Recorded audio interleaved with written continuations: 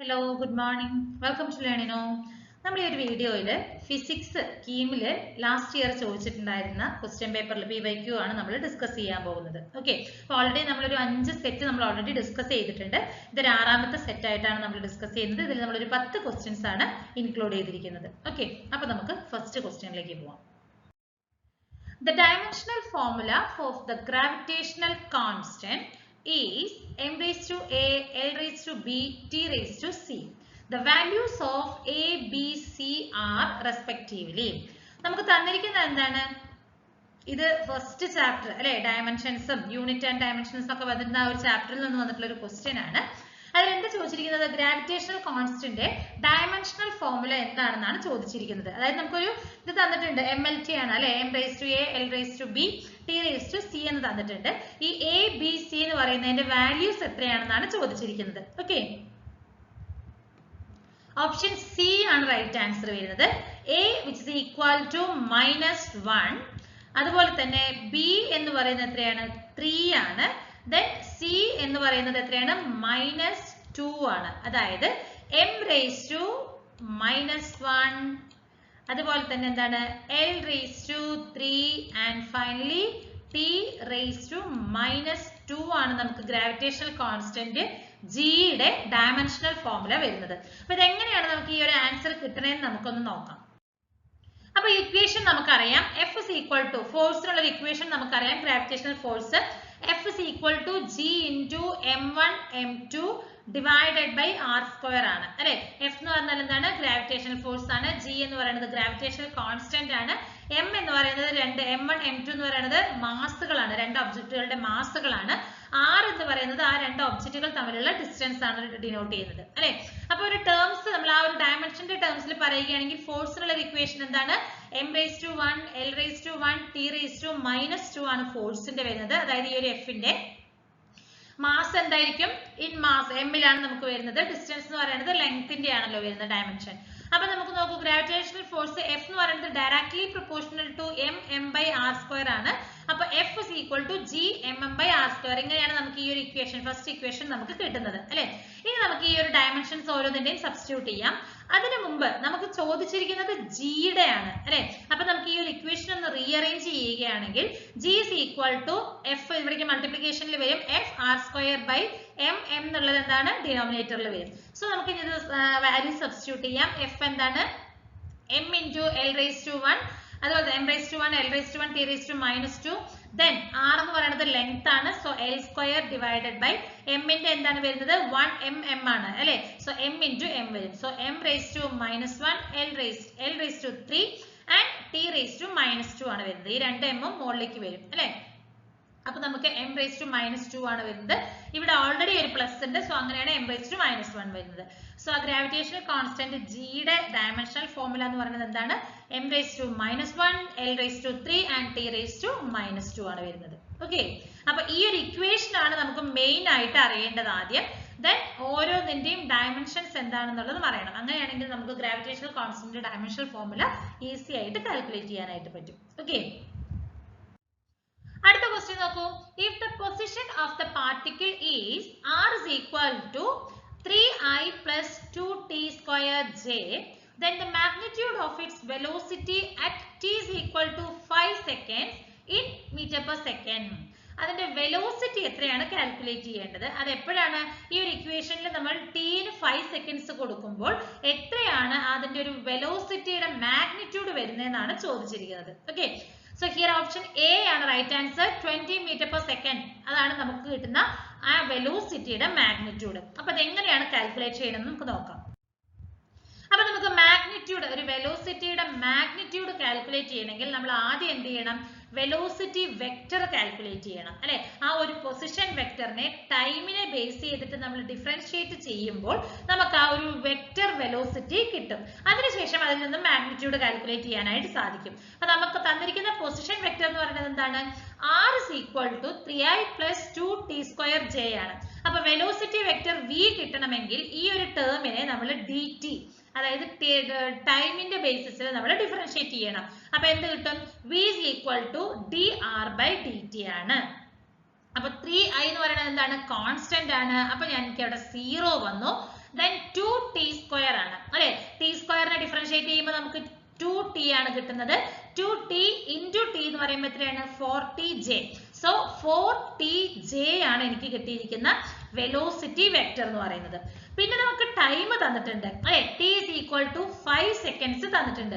So നമുക്ക് ഈ ഒരു ഇക്വേഷനിൽ 4tj നമ്മൾ 5 സബ്സ്റ്റിറ്റ്യൂട്ട് ചെയ്യുമ്പോൾ എന്ത് കിട്ടും, v is equal to 4.5j കിട്ടും, which is equal to 4 into 4 into j is equal to 20j ആണ് നമുക്ക് കിട്ടുന്നത്. അപ്പൊ നമ്മളോട് കണ്ടുപിടിക്കാൻ പറഞ്ഞിരിക്കുന്നത് വെലോസിറ്റി വെക്ടർ അല്ല, മാഗ്നിറ്റ്യൂഡ് ആണ് കാൽക്കുലേറ്റ് ചെയ്യേണ്ടത് അല്ലെ. അപ്പൊ നമുക്ക് മാഗ്നിറ്റ്യൂഡ് കാൽക്കുലേറ്റ് ചെയ്യാൻ എന്ത് ചെയ്യണം, സ്ക്വയർ റൂട്ട് എടുക്കണം അല്ലെ. Modulus of v is equal to square root of 20 square ആണ്. ഇവിടെ നമുക്ക് j മാത്രം ഉള്ളത് കൊണ്ടാണ് നമുക്ക് ഈ ഒരു ടേം മാത്രം വന്നിരിക്കുന്നത്.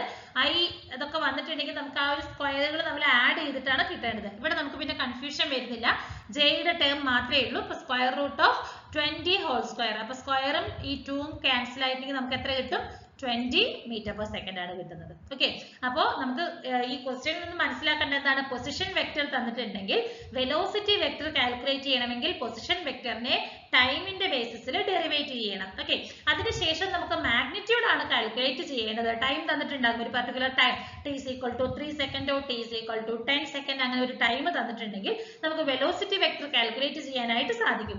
അതിനുശേഷം അതിന്റെ മാഗ്നിറ്റ്യൂഡ് കിട്ടുന്നതിനായിട്ട് സ്ക്വയർ റൂട്ട് എടുത്ത് ചെയ്താൽ മതി. Okay, so this is answer 20 meter/second ആണ്. അടുത്തൊരു ക്വസ്റ്റ്യൻ നോക്കൂ. If A freely falling body covers 80 meter in first 4 seconds, then in next 4 seconds it covers a distance of അല്ലെ. ഒരു ഫ്രീ ആയിട്ട് മുകളിൽ നിന്നും താഴേക്ക് വീഴുന്ന ബോഡി ആദ്യത്തെ 4 സെക്കൻഡിൽ 80 meter കവർ ചെയ്തു അല്ലെ. ഈ ഒരു 80 meter കവർ ചെയ്യുന്നതിനായിട്ട് എത്ര ടൈം എടുത്തിട്ടുണ്ട്, 4 seconds ആണ് ടൈം എടുത്തിരിക്കുന്നത്. Okay, then in next 4 seconds, അടുത്ത ഒരു 4 സെക്കൻഡിൽ ഈ ഒരു 4 സെക്കൻഡിൽ എത്രത്തോളം ഡിസ്റ്റൻസ് ആണ് കവർ ചെയ്യുക എന്നാണ് ചോദിച്ചിരിക്കുന്നത് അല്ലെ. ഫസ്റ്റ് 4 സെക്കൻഡിൽ 80 മീറ്ററും സെക്കൻഡ് 4 സെക്കൻഡിൽ എത്രയായിരിക്കും കവർ ചെയ്തിരിക്കുന്നത് എന്നാണ് ചോദിച്ചിരിക്കുന്നത്. So here option B 240 meter ആണ് റൈറ്റ് ആൻസർ വന്നിരിക്കുന്നത്. സോ ഇതെങ്ങനെയാണ് നമുക്ക് കാൽക്കുലേറ്റ് ചെയ്യണമെന്ന് നമുക്ക് നോക്കാം. അപ്പൊ ആദ്യം നമുക്ക് ഒരു ഫ്രീലി ഫാളിംഗ് ബോഡിയുടെ ഡിസ്റ്റൻസ് കവർ ചെയ്തിരിക്കുന്ന ഡിസ്റ്റൻസ് ആ ഒരു നെക്സ്റ്റ് 4 സെക്കൻഡിൽ കാൽക്കുലേറ്റ് ചെയ്യണമെങ്കിൽ ആ ഒരു ഇക്വേഷൻ ഓഫ് മോഷൻ അല്ലെ, ഒരു കോൺസ്റ്റന്റ് ആക്സിലറേഷനിൽ ഗ്രാവിറ്റി കാരണം ഉണ്ടാകുന്ന ഇക്വേഷൻ ഓഫ് മോഷൻ എന്താന്നുള്ളത് നമുക്കറിയണം. നമുക്കറിയാം g എന്ന് പറഞ്ഞാൽ എന്താണ്, it is acceleration due to gravity ആണ്. സോ 9.8 meter/second ആണ് അതിന്റെ, meter/second സ്ക്വയർ ആണ് ഇതിന്റെ വാല്യൂ എന്ന് പറയുന്നത്. ഓക്കെ, അപ്പൊ ഒരു ഫ്രീലി ഫോൾ ചെയ്യുന്ന ബോഡിയുടെ ഡിസ്റ്റൻസ് കാൽക്കുലേറ്റ് ചെയ്യാൻ s is equal to half gt square ആണ്. half at square അല്ലെങ്കിൽ gt square നമുക്ക് കൊടുക്കാം. അപ്പൊ ഫസ്റ്റ് 4 സെക്കൻഡിൽ എത്ര കവർ ചെയ്തിട്ടുണ്ടെന്നാണ് നമ്മൾ നോക്കാൻ പോകുന്നത്. So s1 is equal to 1/2 into g എന്ന് പറയുന്നത് 9.8 ആണ്, t എന്ന് പറയുന്നത് 4 ആണ്. So which is equal to 78.4 ആണ്. അപ്പൊ നമുക്ക് തന്നിരിക്കുന്നത് എന്താണ്, ഫസ്റ്റ് 4 സെക്കൻഡിൽ 80 meter കവർ ചെയ്തിട്ടുണ്ടെന്ന് പറഞ്ഞിട്ടുണ്ട് അല്ലെ. അപ്പൊ നമ്മൾ ഏകദേശം g എന്താണ് 10 ആയിട്ട് കൺസിഡർ ചെയ്തിരിക്കുകയാണ്. 9.8ന് പകരം ഒരു സിംപ്ലിസിറ്റിക്ക് വേണ്ടിയിട്ട് 10 ആയിട്ട് കാൽക്കുലേറ്റ് ചെയ്തിരിക്കുകയാണ്. അപ്പൊ നമുക്കിനി അടുത്ത 4 സെക്കൻഡിൽ എത്രത്തോളമാണ് കവർ ചെയ്യണമെന്നാണ് നമ്മൾ നോക്കുന്നത് അല്ലെ. അപ്പൊ ഫസ്റ്റത്തെ t എന്ന് പറയുന്നത് 4ഉം സെക്കൻഡ് t എന്ന് പറയുന്നത് 8ഉം ആണ് വരുന്നത്. സോ നോക്കൂ, S2 is equal to 1/2 gt square. t എന്ന് പറയുന്നത് എത്രയാണ്, 8 ആണ് എടുക്കേണ്ടത്. സോ 1/2 into 10 into 64 ആണ് കിട്ടേണ്ടത്. സോ ഈ 2ഉം 64ഉം ക്യാൻസൽ ചെയ്താൽ 32 വരും. സോ 320 meter ആണ് നമുക്ക് കിട്ടിയിരിക്കുന്നത് അല്ലെ. അപ്പൊ ടോട്ടൽ ഡിസ്റ്റൻസ് ആണ് 320 എന്ന് പറയുന്നത്. നമുക്ക് കാൽക്കുലേറ്റ് ചെയ്യേണ്ടത് സെക്കൻഡ് 4 സെക്കൻഡിലാണ് അല്ലെ. ഫസ്റ്റ് 4 സെക്കൻഡിൽ 80 എന്ന് പറഞ്ഞിട്ടുണ്ട്, അതായത് ഇതിനെ നമ്മൾ ഏകദേശം 80 ആയിട്ട് കൺസിഡർ ചെയ്തിരിക്കുകയാണ്. അടുത്തത് നമുക്ക് കാൽക്കുലേറ്റ് ചെയ്യേണ്ടത് എത്രയാണ്, സെക്കൻഡ് 4 സെക്കൻഡിലാണ് അല്ലെ. അപ്പൊ 320 മൈനസ് ഈ ഒരു 80 കാൽക്കുലേറ്റ് ചെയ്താൽ എനിക്ക് എത്ര കിട്ടുന്നത്, 240 meter ആണ് വരുന്നത്. ഓക്കെ, അപ്പൊ നമുക്കത് 320 എന്ന് പറയുന്നത് എന്താണ്, ടോട്ടൽ ഡിസ്റ്റൻസ് ആണ്. ആ ഒരു 8 സെക്കൻഡിൽ ആ ഒരു ബോഡി കവർ ചെയ്ത ഡിസ്റ്റൻസ് ആണ് 320 നമുക്ക് കിട്ടിയിരിക്കുന്നത്. ഓൾറെഡി നമുക്ക് ഫസ്റ്റ് 4 സെക്കൻഡിൽ 80 ആണെന്ന് അവർ തന്നിട്ടുണ്ട്. സോ ഈ ഒരു ഡിസ്റ്റൻസ് കാൽക്കുലേറ്റ് ചെയ്യാൻ ഇനി എളുപ്പമല്ലേ, 320 മൈനസ് 80 എന്ന് പറയുന്നത് 240 meter ആണ് വരുന്നത്. ഓക്കെ, അടുത്തൊരു ക്വസ്റ്റ്യൻ നോക്കൂ. Find the true statement of the algebraic operations of scalar and vector quantities അല്ലെ. സ്കെയിലാറിനെ കുറിച്ചും വെക്ടർ ക്വാണ്ടിറ്റി രണ്ട് ഓപ്പറേഷൻസുകളെ കുറിച്ച് താഴെ തന്നിരിക്കുന്നതിൽ ട്രൂ ആയിട്ടുള്ള സ്റ്റേറ്റ്മെന്റ് എന്താണെന്നാണ് ചോദിച്ചിരിക്കുന്നത്. ഓപ്ഷൻസിൽ എന്തൊക്കെയാണ് തന്നിരിക്കുന്നത്? Adding two scalars of different dimensions is possible. അടുത്തത് എന്താണ്? Adding a scalar to a vector of same dimension is possible. Multiplying any two scalar is possible. Multiplying any vector by any scalar is not possible. Adding any two vectors is not possible. So option C ആണ് right answer. രണ്ട് സ്കെയിലേഴ്സുകളെ multiple ചെയ്യുന്നത് possible ആണ്. രണ്ട് scalar ക്വാണ്ടിറ്റികൾ multiple ചെയ്യുന്നത് it is A possible thing. ബാക്കി remaining എല്ലാം തന്നെ എന്താണ്? ഫോൾസ് സ്റ്റേറ്റ്മെന്റുകളാണ്. ഓക്കെ, നമുക്ക് നോക്കാം. രണ്ട് സ്കെയിലാറുകൾ, രണ്ട് ഡിഫറെന്റ് ഡയമെൻഷൻസിലുള്ള രണ്ട് സ്കെയിലാറുകൾ തമ്മിൽ ആഡ് ചെയ്യുന്നത് നമുക്ക് പോസിബിൾ അല്ല. ഒരു എക്സാമ്പിള്, നമുക്കൊരു സ്കെയിലാർ റെപ്രസെന്റിങ്, ലെങ്ത് എന്ന് പറയുന്നത് സ്കെയിലാർ റെപ്രസെന്റിങ് ആണ്. അതെങ്ങനെയാണ്? ഒരു ടൈമുമായിട്ട് നമുക്ക് എന്ത് ചെയ്യാൻ പറ്റും? ആഡ് ചെയ്യാൻ പറ്റുമോ? ലെങ്ത്തും ടൈമും ആഡ് ചെയ്യാനായിട്ട് പറ്റുമോ? പറ്റില്ല. ഡിഫറെന്റ് ഡയമെൻഷൻസ് ആണ്. സ്കെയിലാർ ക്വാണ്ടിറ്റി ആണെങ്കിൽ പോലും രണ്ടും ഡിഫറെന്റ് ഡയമെൻഷൻസ് ആണ്. അതുകൊണ്ട് നമുക്ക് അവ തമ്മിൽ ആഡ് ചെയ്യാനായിട്ട് പറ്റില്ല. അതേപോലെ തന്നെ ഒരു സ്കെയിലാറിനെ ഒരു വെക്ടർ സെയിം ഡയമെൻഷൻസ് ആണെങ്കിൽ പോലും രണ്ട് ഡിഫറെന്റ്, അതായത് ഒരു സ്കെയിലാറും വെക്ടറും തമ്മിൽ നമുക്ക് ആഡ് ചെയ്യാനായിട്ട് സാധിക്കില്ല, അല്ലെ? അതായത് സ്കെയിലാർ വെക്ടേഴ്സ് ഒക്കെ ഡിഫറെന്റ് ടൈപ്സ് ഓഫ് ക്വാണ്ടിറ്റീസ് ആണ്. അത് നമുക്ക് ഒരുമിച്ച് ആഡ് ചെയ്യാനായിട്ട് സാധിക്കില്ല. അടുത്ത തന്നിരിക്കുന്നത് എന്താണ്? Any two scalars multiplication is possible. രണ്ട് സ്കെയിലാർ മൾട്ടിപ്ലിക്കേഷൻ പോസിബിൾ ആണ്, അല്ലെ? രണ്ട് സ്കെയിലാറുകളുടെ multiplication, product of two scalar എന്ന് പറയുന്നത് എന്താണ്? വേറൊരു സ്കെയിലാർ ക്വാണ്ടിറ്റി ആണ് നമുക്ക് കിട്ടുന്നത്, അല്ലെ? നമുക്ക് ടൈമും ലെങ്ത്തും അങ്ങനെയൊക്കെ മൾട്ടിപ്ലിക്കേഷൻ നമുക്ക് പോസിബിൾ ആണ്. അടുത്തത് multiplying any vector by any scalar is possible. ഒരു വെക്ടറും ഒരു സ്കെയിലാറും തമ്മിലുള്ള മൾട്ടിപ്ലിക്കേഷൻ എന്ന് പറയുന്നത് എന്താണ്? ഇറ്റ് ഈസ് പോസിബിൾ എന്നാണ് പറഞ്ഞിരിക്കുന്നത്. അപ്പൊ റിസൾട്ട് എന്തായിരിക്കും? വെക്ടർ ആയിരിക്കും. അതിന്റെ മാഗ്നിറ്റ്യൂഡ് എന്ന് പറയുന്നത് നമുക്ക് ഒരു സ്കെയിലാർ ആയിട്ടാണ് നമുക്ക് കിട്ടുന്നത്. പക്ഷെ നമുക്ക് അവിടെ ഇമ്പോസിബിൾ എന്നാണ് നമുക്ക് ഓപ്ഷനിൽ തന്നിരിക്കുന്നത്. അടുത്തത് ഏത് രണ്ട് vectors, adding to vectors is possible. Same dimensions ആണെങ്കിൽ നമുക്ക് രണ്ട് വെക്ടേഴ്സുകൾ തമ്മിൽ ആഡ് ചെയ്യുന്നത് പോസിബിൾ ആണ്. റിസൾട്ട് എന്ന് പറയുന്നത് വേറൊരു വെക്ടർ ക്വാണ്ടിറ്റി ആണ്. ഓക്കെ, അടുത്ത ക്വസ്റ്റ്യൻ ആണ്. A car moving with a speed v is stopped at a distance d by a retarding force f. The force needed to stop same car moving with a speed 3v within the same distance is. അപ്പോൾ ഒരു car move ചെയ്തുകൊണ്ടിരിക്കുകയാണ്. അതിന്റെ speed എന്ന് പറയുന്നത് v യും ഒരു distance d എന്ന് പറയുന്ന ഡിസ്റ്റൻസിൽ ഒരു f എന്നിട്ടുള്ള ഒരു റിട്ടാർഡിംഗ് ഫോഴ്സ് കൊടുത്ത് നമ്മൾ അതിനെ സ്റ്റോപ്പ് ചെയ്തിട്ടുണ്ട്. ഓക്കെ, അതിൽ നമുക്ക് കൺഫ്യൂഷൻസ് ഒന്നും വരുന്നില്ല. v ആണ് അതിന്റെ സ്പീഡ്, d എന്ന് പറയുന്ന ഒരു ഡിസ്റ്റൻസിൽ f എന്നുള്ള ഒരു ഫോഴ്സ് കൊടുത്തിട്ട് ഞാൻ എന്ത് ചെയ്തു? ആ കാറിനെ സ്റ്റോപ്പ് ചെയ്തിട്ടുണ്ട്. എന്റെ അടുത്ത ക്വസ്റ്റ്യൻ എന്താണെന്ന് നോക്കൂ. സെയിം കാറാണ്, v ക്ക് പകരം എന്താണ്? 3v ആണ് അതിന്റെ സ്പീഡ്, സെയിം ഡിസ്റ്റൻസ് ആണ്, d എന്ന് പറയുന്നത് സെയിം ആണ്. ഫോഴ്സ് എത്രത്തോളം ആയിരിക്കും എന്നാണ് ചോദ്യം, അല്ലെ? സെയിം ഡിസ്റ്റൻസ് ആണ്, സ്പീഡ് എന്താണ്? 3 ടൈംസ് ആക്കിയിട്ടുണ്ട്. v എന്നുള്ളതിന് പകരം 3 ടൈംസ് v ആയിട്ടുണ്ട്. ഫോഴ്സ് അപ്പൊ എത്ര കൊടുക്കണം എന്നാണ് ചോദിച്ചിരിക്കുന്നത്. ഓപ്ഷൻ ഡി ആണ് right answer. 9f retarding force എന്ന് പറയുന്നത് 9 ടൈംസ് അധികമായിട്ട് കൊടുക്കണം. എന്നാലാണ് നമുക്ക് എന്ത് ചെയ്യാൻ പറ്റുള്ളൂ? ആ കാറിനെ സ്റ്റോപ്പ് ചെയ്യാനായിട്ട് സാധിക്കുകയുള്ളൂ. അപ്പൊ എങ്ങനെയാണ് 9f കിട്ടുന്നത് നമുക്ക് നോക്കാം.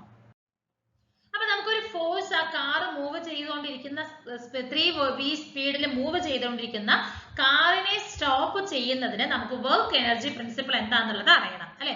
അപ്പൊ the work done by the retarding force F എന്ന് പറയുന്നത് ആ ഒരു കാറിന്റെ ചേഞ്ച്, കൈനറ്റിക് എനർജിയിൽ വരുന്ന ചേഞ്ചിന് ഈക്വൽ ആണെന്നാണ് പറയുന്നത്. ഓക്കെ, അതായത് ആ ഒരു റിട്ടാർഡിംഗ് ഫോഴ്സ് ചെയ്യുന്ന വർക്ക് ഡൺ എന്ന് പറയുന്നത് ആ കാറിന്റെ ചേഞ്ച് ഇൻ കൈനറ്റിക് എനർജിക്ക് ഈക്വൽ ആണ്. അപ്പൊ നമ്മുടെ ഒരു ഇനിഷ്യൽ കൈനറ്റിക് എനർജി എന്താണ്? നമുക്കറിയാം, ഹാഫ് mv² ആണ് കൈനറ്റിക് എനർജിയുടെ ഇക്വേഷൻ, അല്ലെ? അപ്പൊ കാറ് ഫസ്റ്റ് മൂവ് ചെയ്യുന്നത് v എന്നൊരു സ്പീഡിലാണ്. അങ്ങനെയാകുമ്പോൾ നമുക്ക് ke1 കൊടുക്കാം. നമുക്ക് ഫസ്റ്റ് കൈനറ്റിക് എനർജി ആണല്ലോ, which is equal to half mv² ആണെന്ന് ഞാൻ പറഞ്ഞിട്ടുണ്ട്. അതിന്റെ ഡിസ്റ്റൻസ് d എന്ന് പറയുന്ന ഡിസ്റ്റൻസിൽ ആ കാറിനെ സ്റ്റോപ്പ് ചെയ്യുന്നതിന് ആവശ്യമായ ഫോഴ്സ്, റിട്ടാർഡിംഗ് ഫോഴ്സ് നമുക്ക് എന്ത് പറയാം?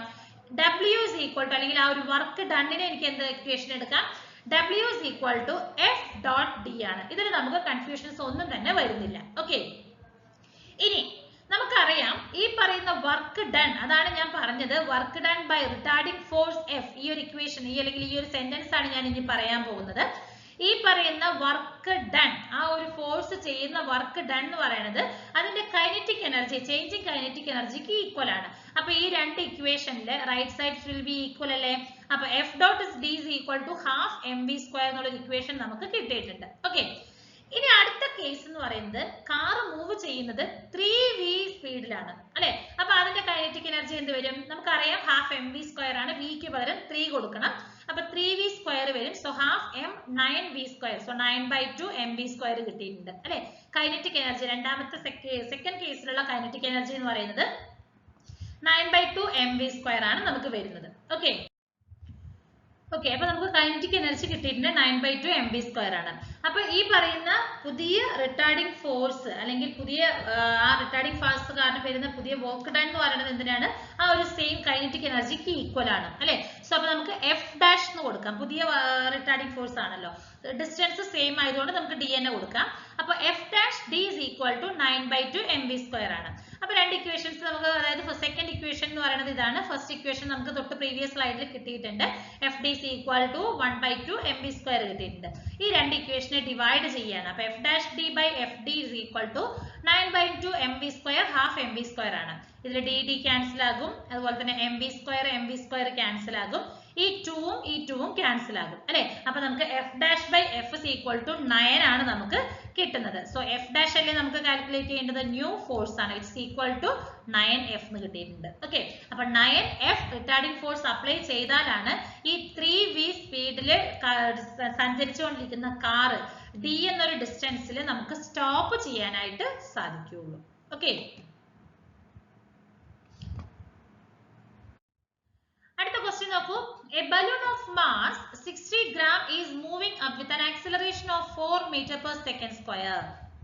The mass to be added to the balloon to descend with it down with the same acceleration is. അപ്പോൾ ഒരു ബലൂണിന്റെ മാസ് 60 gram ആണ്. ആക്സിലറേഷൻ നമുക്കത് മൂവ് ചെയ്തിരിക്കുന്ന ആക്സിലറേഷൻ എന്ന് പറയുന്നത് 4 meter per second square ആണ്. അപ്പൊ ഇതിന് നമ്മൾ കുറച്ച് മാസ് ആഡ് ചെയ്തിട്ടുണ്ട് അല്ലെ. എന്തിനു വേണ്ടിയിട്ടാണ്? അതിനെ താഴത്തേക്ക് ഇറക്കുന്നതിന്, സെയിം ആക്സലറേഷനിൽ ഡിസെൻഡ് ചെയ്യുന്നതിന് വേണ്ടിയിട്ട് നമ്മൾ അതിൽ മാസ് ആഡ് ചെയ്തിട്ടുണ്ട്. അപ്പൊ എത്രത്തോളം മാസ് ആണ് അതിലേക്ക് കൊടുക്കേണ്ടത് എന്നാണ് ചോദിച്ചിരിക്കുന്നത്. സെയിം ആക്സലറേഷൻ ആണ്, ജി നമുക്ക് 10 ആയിട്ടാണ്, അതായത് കാൽക്കുലേഷന്റെ ഇതിന് വേണ്ടിയിട്ട് നമുക്ക് 10 എന്നുള്ള രീതിയിൽ കൺസിഡർ ചെയ്യാം. Okay, so here option B 80 gram ആണ് ആൻസർ വരുന്നത്. നമുക്ക് എങ്ങനെയാണ് കിട്ടണേന്ന് നമുക്ക് നോക്കാം.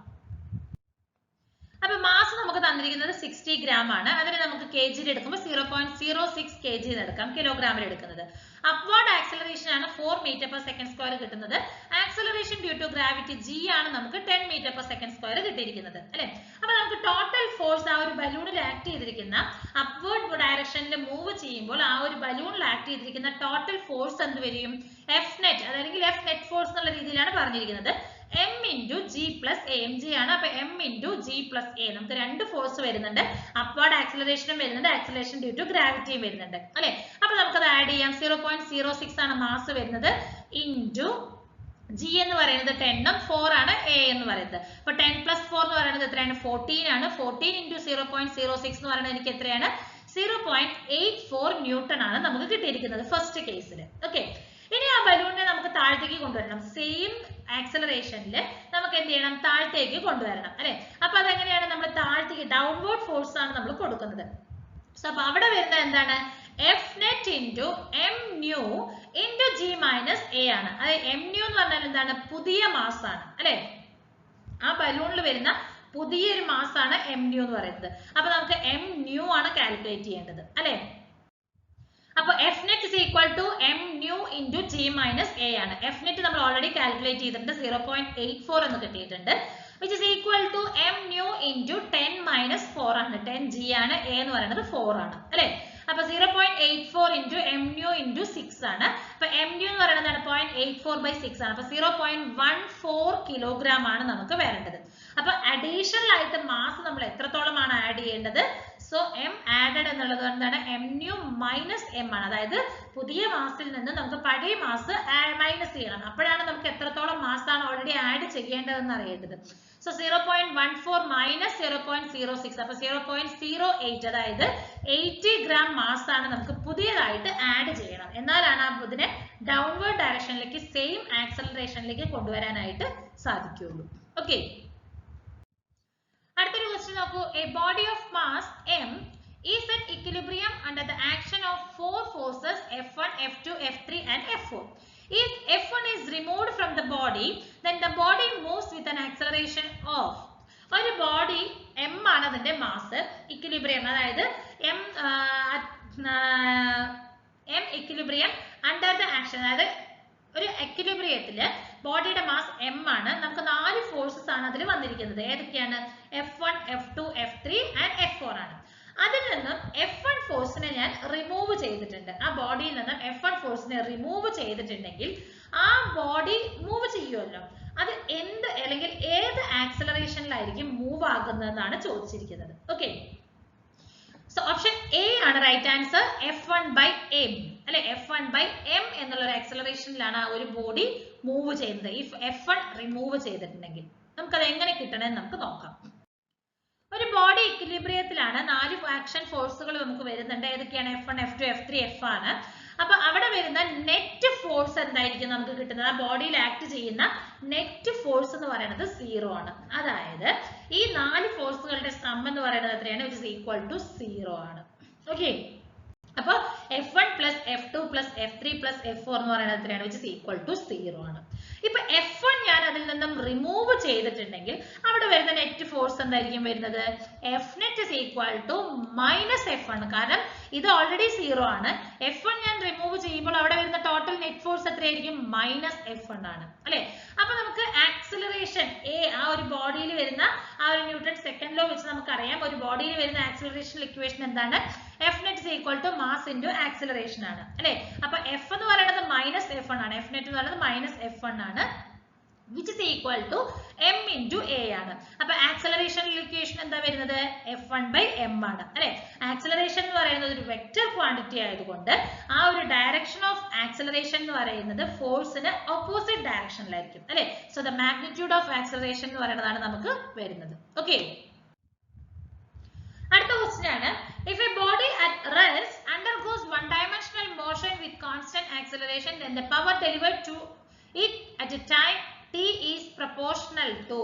ഇപ്പൊ ഒരു ബോഡി ഒരു വൺ ഡയമെൻഷൻ മോഷനിൽ എന്താണ്? If body at rest, body റെസ്റ്റിലുള്ള ഒരു ബോഡി ഒരു വൺ ഡയമെൻഷണൽ മോഷനിൽ ഒരു കോൺസ്റ്റന്റ് ആക്സലറേഷനിൽ മൂവ് ചെയ്യാൻ പോവുകയാണ്.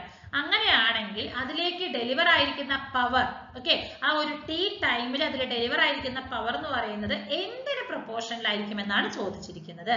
സോ ഹിയർ ഓപ്ഷൻ ഇ ആണ് റൈറ്റ് ആൻസർ അല്ലെ. അപ്പൊ നമുക്ക് ഒരു വൺ ഡയമെൻഷണൽ മോഷനിൽ ഒരു കോൺസ്റ്റന്റ് ആക്സലറേഷനിൽ മൂവ് ചെയ്തുകൊണ്ടിരിക്കുന്ന ആ ഒരു ബോഡിയിലേക്ക് ഡെലിവർ ആയിരിക്കുന്ന പവർ കാൽക്കുലേറ്റ് ചെയ്യണമെങ്കിൽ ആദ്യം തന്നെ പവർ, ഫോഴ്സ്, വെലോസിറ്റി തമ്മിലുള്ള ഒരു റിലേഷൻ എന്താണെന്ന് നമുക്ക് അറിയണം അല്ലെ. അപ്പൊ നോക്കൂ, ഒരു ബോഡി റെസ്റ്റിൽ നിന്നാണ് സ്റ്റാർട്ട് ചെയ്യുന്നത്. അപ്പൊ ഇനിഷ്യൽ വെലോസിറ്റി എത്രയായിരിക്കും? നമുക്ക് 0 ആണ്. So u is equal to cr, 0 ആണ്. അപ്പൊ ഒരു കോൺസ്റ്റന്റ് ആക്സിലറേഷൻ എന്ന് പറയുമ്പോൾ a, നമുക്കത് കോൺസ്റ്റന്റ് ആണ്. അപ്പൊ വെലോസിറ്റി v കാൽക്കുലേറ്റ് ചെയ്യാനായിട്ട് എന്താ equation? v is equal to u plus at ആണ്. u എന്ന് പറയുന്നത് 0 ആണ്. സോ 80 ആണ് നമുക്ക് വരുന്ന വെലോസിറ്റി. കൈനറ്റിക് എനർജി എന്താ വരുന്നത്? ഹാഫ് mv² ആണ് അല്ലെ. So half m into v എന്ന് പറയുന്നത് എത്രയാണ്? ഇവിടെ നമുക്ക് കിട്ടി 80 ആണ് അല്ലെ. സോ 80² കിട്ടും. അപ്പൊ ഹാഫ് m a² t² ആണ് കിട്ടുന്നത്. ഇനി നമുക്ക് പവർ ആണ് കാൽക്കുലേറ്റ് ചെയ്യേണ്ടത്. ആ ഒരു ബോഡിയിലേക്ക് ഡെലിവർ ആയിരിക്കുന്ന പവർ എന്താണെന്ന് കാൽക്കുലേറ്റ് ചെയ്യുന്നത് നമുക്ക് എന്ത് ചെയ്യാൻ പറ്റും? Rate of change of kinetic energy ആണ് നമുക്ക് വരുന്നത്. Okay, so p is equal to dk/dt ആണ്. അപ്പൊ d/dt of k എന്ന് പറഞ്ഞാൽ എന്താണ്? ഹാഫ് m a² t² ആണ്. അപ്പൊ ഹാഫ് m a² t² ആണ് വരുന്നത്. അപ്പൊ നമുക്ക് ഇതിന്റെ ഇക്വേഷൻ എന്താ വരിക? അപ്പൊ ഓൾറെഡി ഹാഫ് m a² ഇതൊക്കെ കോൺസ്റ്റന്റ് ആണ്. ദെൻ t² എന്ന് പറയുമ്പോൾ നമുക്ക് 2t ആണ് നമുക്ക് ഡെറിവേഷനും വരുന്നത്. ഈ ടിയും ഈ 2 ക്യാൻസൽ ആകും. അപ്പൊ m a² t, അതാണ് എനിക്ക് ഇവിടെ കിട്ടിയിരിക്കുന്നത് m a² t എന്ന് പറയുന്നത്. സോ പവർ ഡെലിവർ, ഈ പവർ ഡെലിവർ ആയിരിക്കുന്നത് എന്തിന് പ്രൊപ്പോർഷനിലാണ്? ടിക്ക് പ്രൊപ്പോർഷനിലാണ് അല്ലെ. which is directly proportional to t ആണ് നമുക്ക് കിട്ടുന്നത്. ഓക്കെ, അടുത്ത ക്വസ്റ്റ്യൻ നോക്കൂ. The collision in which two colliding particles moves together after collision is called. കൊളീഷന് ശേഷം രണ്ട് പാർട്ടിക്കിളുകൾ മൂവ് ചെയ്യുകയാണെങ്കിൽ നമുക്ക് അതിനെ എന്തെന്ന് പറയാൻ പറ്റും? completely inelastic collision. Option A ആണ് right answer.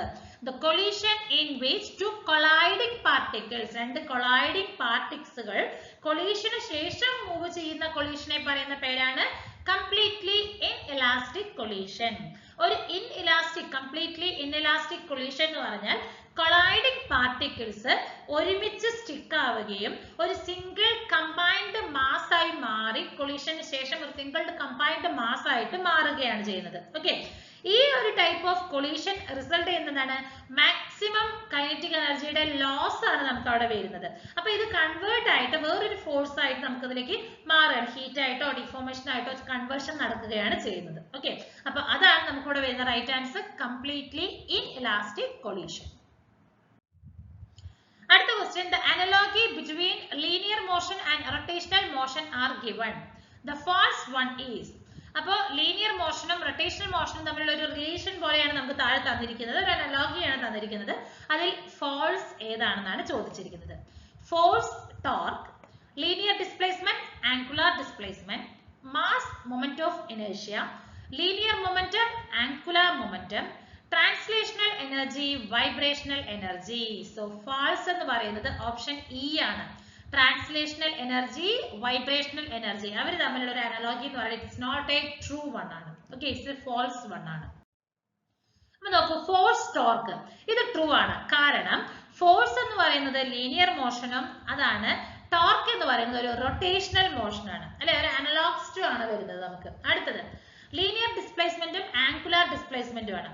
ലീനിയർ ഡിസ്പ്ലേസ്മെന്റ് എന്ന് പറയുന്നത് ലീനിയർ മോഷനിലും it is analogous to angular displacement in rotational motion ആണ്. Okay, mass moment of inertia, linear motion mass എന്ന് പറയുന്നത് linear motion which is analogous to moment of inertia in rotational motion ആണ്. അതേപോലെ തന്നെ linear momentum angular momentum same തന്നെയാണ്.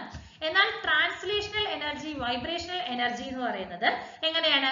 Translational energy എന്ന് പറയുന്നത് linear motion which is analogous to rotational energy, it is not for the vibrational energy ആണ്, അല്ലെ, rotational എനർജിക്കാണ് വരുന്നത്, പക്ഷെ വൈബ്രേഷണൽ എനർജിക്കല്ല വരുന്നത്.